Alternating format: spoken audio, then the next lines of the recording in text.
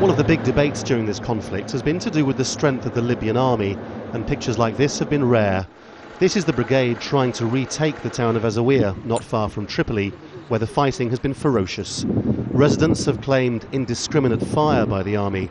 Soldiers loyal to Gaddafi said this is one fight they're winning. With God's will, we are controlling the entrances and exits of Az Zawiyah. They cannot get out of the town, and they will not be able to do anything anymore. We are controlling it, and we will control more. If the latest bombardment of Az Zawiyah is anything like this attack from Thursday, it's easy to understand why locals speak of chaos. Ordinary people are helpless. We are taking refuge in our buildings. Paramedics are also cannot help. We are trying to save the injured and those who have fallen. We are helpless and we see people lying dead and injured on the ground, and we cannot help them at all. The Libyan army is notoriously poorly resourced, which may explain why it's taking them so long to retake one town only a short distance from Tripoli.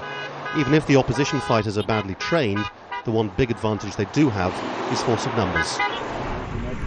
The rebels, for instance, say they've taken Ras Lanouf and are on the march towards Gaddafi's hometown of Sirte. There's still plenty of resolve here, apart from anything else they captured and then ransacked the symbolic prize of Gaddafi's beachfront residence in the town, which must have been gratifying for them. But more importantly than that, Ras Lanouf has oil, lots and lots of it. At the beginning there, you see from here up to 10 kilometers, the port, the oil seaport, that's for exporting oil. You see, Ras Lanouf, that's the biggest in Libya here. And Brega, further east, also still seems to be out of Gaddafi's control. Two things are becoming clear. First of all is that increasingly the fighting's being concentrated around oil towns, which it's hardly surprising Gaddafi's so keen to reclaim, while his assets are being seized all over Europe. His forces are also keen to destroy arms dumps in the hands of rebels. This one went up in flames in Benghazi, although it's not clear how.